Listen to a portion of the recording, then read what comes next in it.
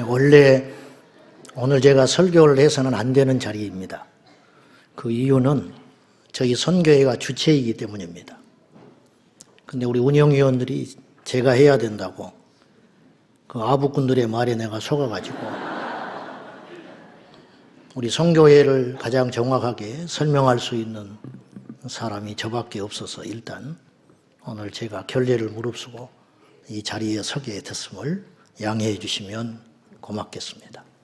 오늘 시간을 금같이 쓰시는 귀한 분들이 이 어려운 시국에 저희가 2달 전부터 준비를 했기 때문에 이렇게 나라가 복잡하고 시끄러울 줄 모르고 이렇게 여러분들을 모셨음에도 불구하고 열의를 제치고 와주셔서 너무 송구스럽고 감사한 마음밖에 없습니다. 우리는 여기 모인 우리 모두는 각자 다른 분들입니다. 아무리 살펴봐도 공통점이 별로 없습니다. 어떤 분은 정치를 하시고 어떤 분은 법을 다루시고 어떤 분은 나라 국방의 의무를 하고 계시고 어떤 분은 목회 일선에서 수고를 하시고 어떤 분은 사업을 하시고 어떤 분은 평범한 주부이기도 하십니다. 그러나 우리에게는 적어도 공통점이 2가지 이상이 있습니다. 그 첫째는 우리는 하나님을 믿고 경외하는 자들입니다. 우리도 부족해서 때때로는 시기하고 질투하고 물고 뜯지만은 결정적일 때는 참을 줄 알고 결정적일 때는 물러설 줄 알고 결정적일 때는 양보하며 결정적일 때는 기도할 줄 알고 하나님을 무서워할 줄 아는 저희들이 이 자리에 있습니다. 2번째, 우리는 우리나라 대한민국을 진실로 사랑하기 때문에 진실로 걱정하는 사람들입니다. 왜 우리는 우리 대한민국을 이처럼 걱정하게 되었을까요? 도대체 또 무엇을 걱정하고 있는 것입니까?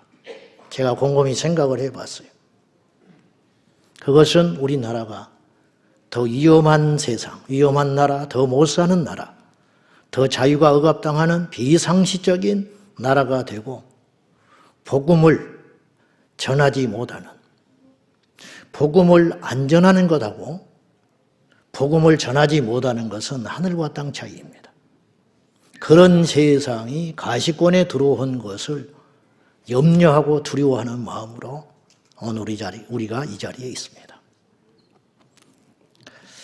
우리가 살고 있는 이 나라의 집값이 오르지 않는 것을 걱정하는 것이 아니고 우리의 자녀들이 집을 마련하지 못하여 살 것을 걱정하는 것이 아니고 우리 자녀들이 결혼해서 여행하고 각자 즐기고 그렇게 세상 풍조에 빠져 사느라고 자식을 낳지 않을 것을 걱정하는 우리들이고 적어도 학교에 보낸 우리 자식과 손주들이 학생 인권 교련이 참교육이니 하는 말에 미혹되어서 성적으로 방종한 삶을 거리낌 없이 살며 그리고 거리낌 없이 성 전환을 고민하게 되고 성적 자기 결정권이니 인권 교육이니 하는 말에 미혹돼 가지고 성적으로 방종한 삶을 살다가 급기야 하나님을 떠나 폐역한 사사시대의 다른 세대처럼 될 것을 걱정하는 사람들이 이 자리에 있습니다. 이 자리만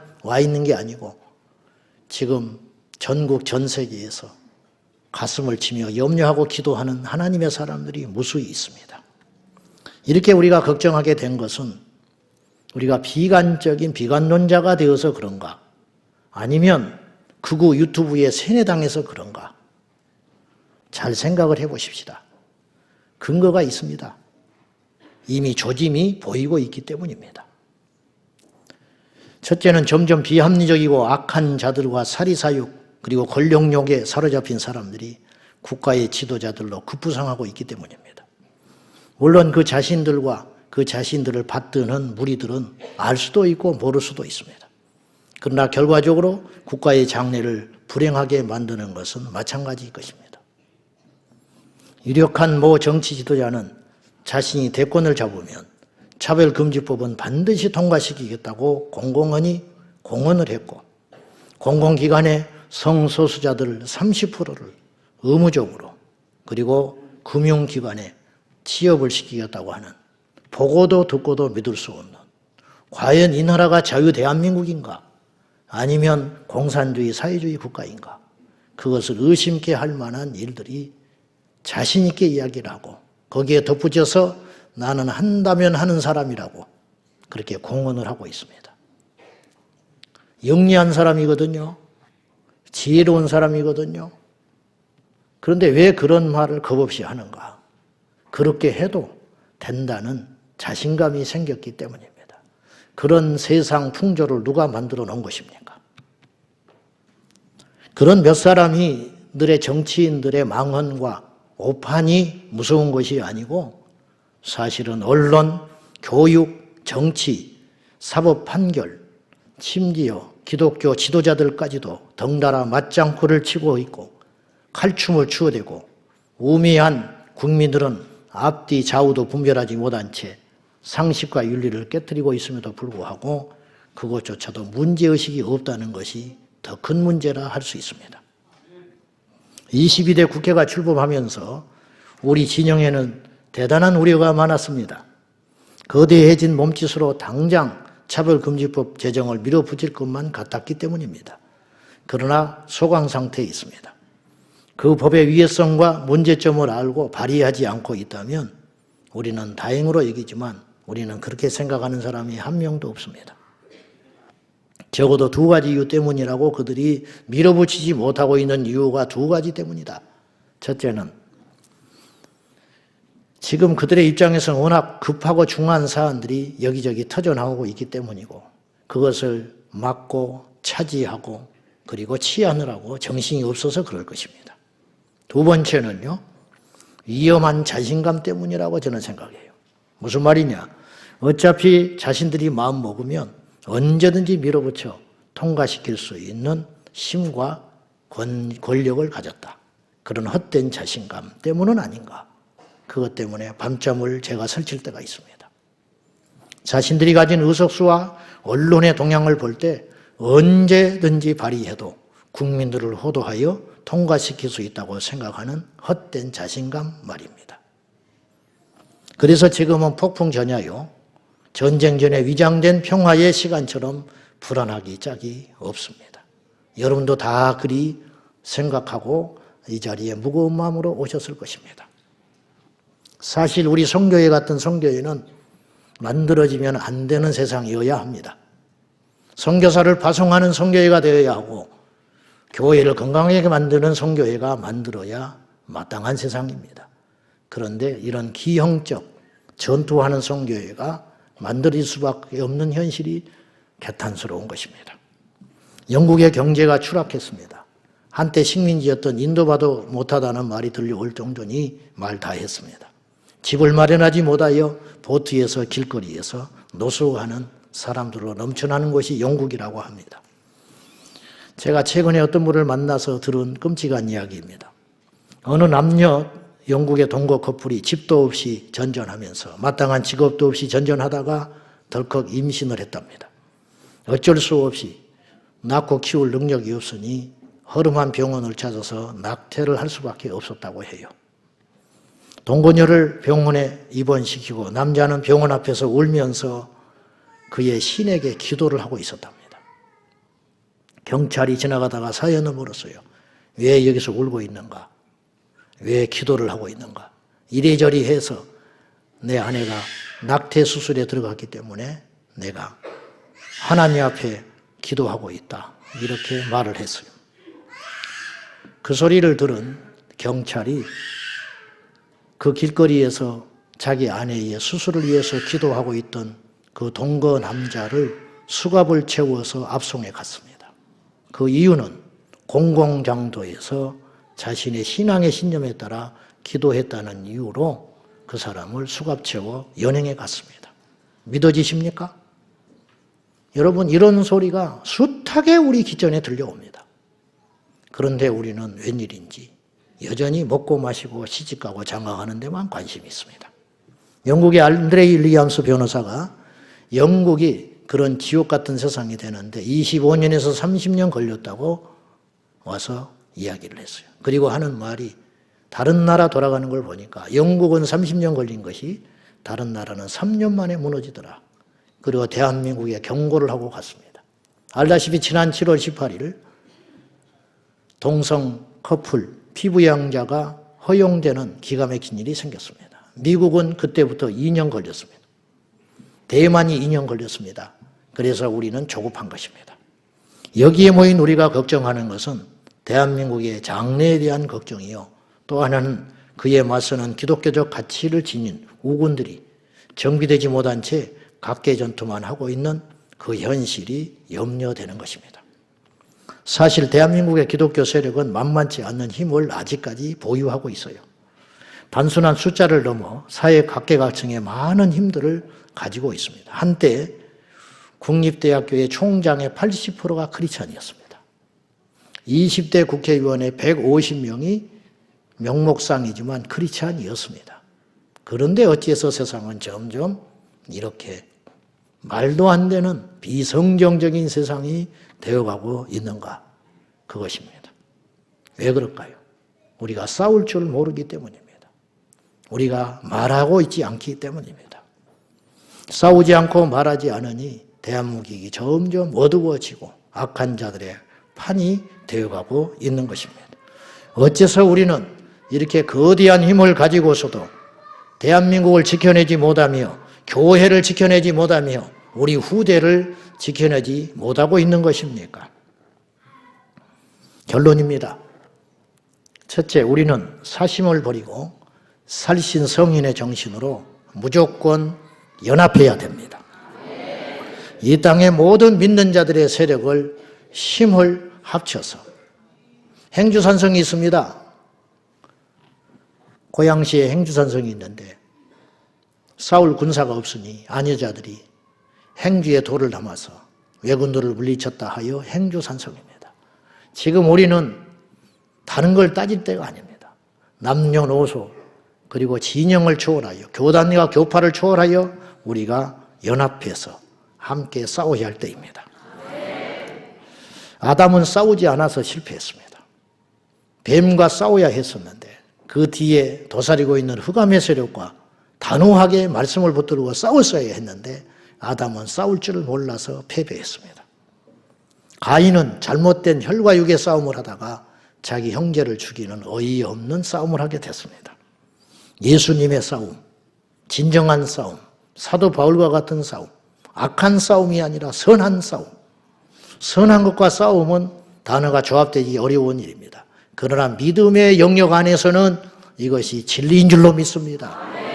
우리는 선하게 싸워야 합니다.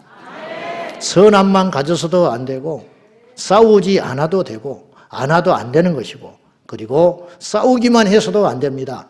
우리는 선한 목적을 가지고 선한 동기를 가지고 선한 무기를 가지고 우리가 일어나서 싸워야 할 줄로 믿습니다. 그래서 이 땅의 목회자들은 강단에서 성경에 입각한 분명한 설교를 통하여 바르게 살 것을 그리고 이 시대의 현실에 대하여 분명히 계몽하며 가르쳐야 합니다. 소위 말하는 큰 교회 목회자들은 등 따시고 배가 불러서 외치지를 않습니다.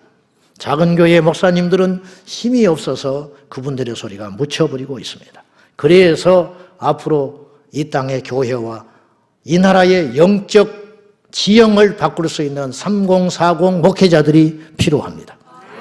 그들을 위해서 우리는 기도해야 하고 교회는요 많은 인적 자원이 있습니다. 교회 안에는 각계각층의 사람들이 매주마다 모여듭니다. 그들을 말씀으로 깨우칠 수만 있다면 우리는 전쟁에서 승리할 수 있다고 믿습니다. 오늘 각계각층에서 오셨지만 결국은 장로님이요, 집사님이요, 세례교인이요, 성도님들이십니다. 여러분들이 매주 가서 예배를 드립니다. 그 예배 드리는 여러분들에게 말씀으로 깨우칠 수만 있다면 이 세상의 판을 다시 거룩하게 바꿀 수 있다고 믿습니다.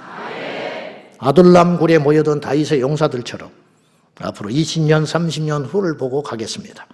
이 일만 이룰 수 있다면 홀리브리지가 무슨 필요가 있겠습니까? 여러분, 아무 의미 없습니다. 저희 성교회는 사라져도 좋고 드러나지 않아도 좋고 드러나지 않을수록 좋습니다. 단지 이 땅에 누군지는 모르나 무엇인지는 모르지만 막아내고 있는 거, 무엇인지는 모르지만 영적 환경이 나빠지지 않는 거, 무엇인지는 모르지만 언론이 달라지고 누가 어떻게 된 일인지 모르고, 우리가 지금까지 한 30여 년 동안 무슨 일이 일어나고 누가 이런 일을 하는지도 모르지만 점점 세상이 비상식적이고 무서워지고 나빠지고 질서가 파괴되고 이런 세상이 돼갔잖아요. 그렇듯이 이제 이것을 바꿔야 한다는 거예요. 언제부턴가 언론에서 동성애 진영에 대하여 강력한 논설이 쏟아져 나오고 어느 순간부터 TV 드라마에서 동성애 드라마들이 사라지게 되고 어느 날부터 논문에서 동성애 해악을 알리는 글들이 버젓이 도서관에 꽂히는 날이 오도록 우리가 이 보이지 않는 영적 싸움, 이 전쟁터에 연합할 수 있어야 한다는 것입니다.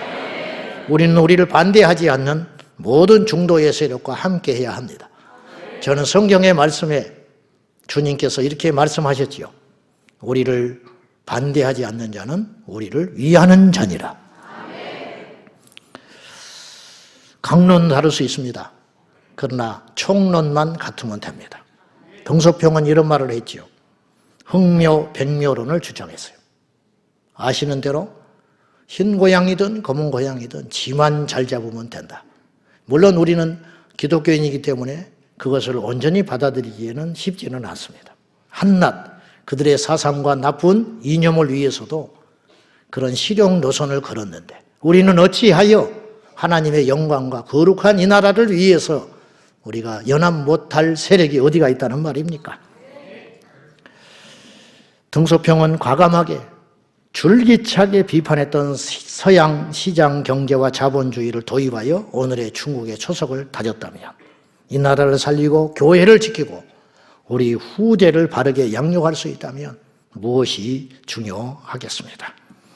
우리는 포기하지 않는 이 싸움에 마지막 한 사람까지, 최후의 한 사람까지 계속적으로 기도하고 키워내서 대를 이어 싸워나갈 수 있도록. 모세는 여호수아를 키워냈지만 여호수아는 자기 후계자를 세우지 못하여 사사기의 비극이 시작된 것처럼 우리 모두도 이 나라가 자기의 소유대로 행하다가 멸망길로 간 사사기의 역사가 일어나지 아니하도록 우리가 열심히 후대를 위해 기도하고 그리고 이 끝나지 않을 싸움, 우리 예수님 오실 때까지 이 거룩한 전쟁에 끝까지 투쟁하고 이기다가 우리 주님 다시 오실 때 영광스럽게 주님 만나는 우리 모두가 되기를 주님의 이름으로 축원합니다. 여기 모이신 지방에서 멀리서 오신 여러분들이 믿음의 형제요 동지입니다. 이제는 개교회를 외칠 때가 아닙니다. 교단을 외칠 때가 아닙니다. 우리 모두 이 공공의 적에 맞서서 마지막 한 사람까지 인내하고 견디고 참으며 서로 연합하여 손을 잡고 승리의 길을 가는 저와 여러분 되고 우리 홀리브리지 네트워크가 되기를 위해서 기도해 주시기를 예수님의 이름으로 부탁합니다.